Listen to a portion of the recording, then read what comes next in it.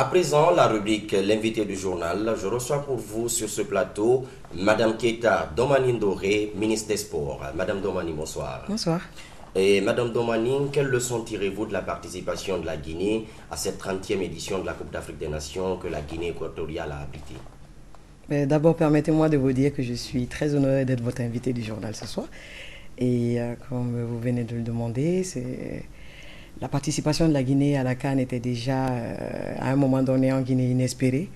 Comme vous le savez, la CAF avait dû, en raison du virus Ebola qui sévit en Guinée en ce moment, avait dû délocaliser les matchs de la Guinée.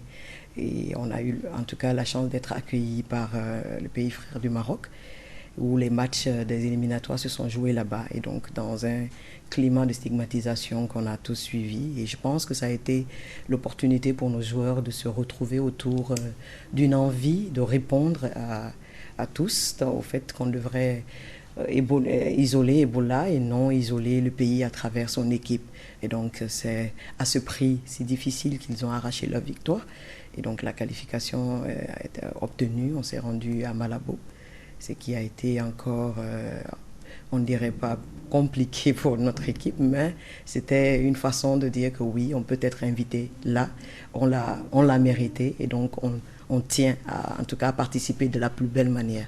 C'est à ce titre que vous avez vu les performances en tout cas qu'ont enregistré le Chili, avec des matchs joués dans une poule qui paraissait vraiment difficile également, contre des grandes équipes, il faut le reconnaître, la Côte d'Ivoire, le Cameroun, et toutes les autres, le Mali, et tout ça. Et donc, avec des matchs nuls enregistrés, on peut dire, en tout cas pour les techniciens, ils estiment que c'est un début de performance à consolider.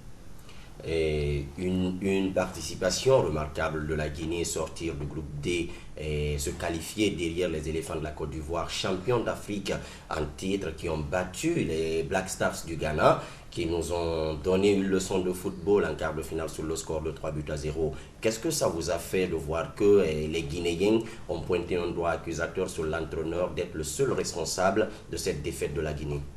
Bon, sur le plan technique, et si je peux ajouter tactique, je ne m'aventure pas trop. Je pense que cela relève de la compétence de la fédération qui est vraiment en charge de ces questions techniques. Et pour parler réellement du parcours du Chili national, on doit naturellement parler de tout le dispositif de préparation qu'il y a eu autour.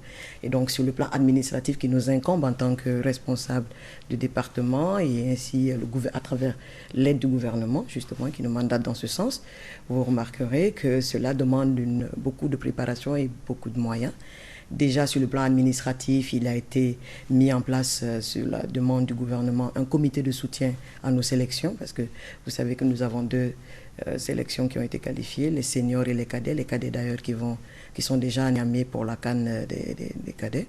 Et donc le comité de soutien a été institué et ainsi amener les Guinéens à se reconnaître autour de nos équipes et ainsi contribuer à ce que cette dernière puisse progresser.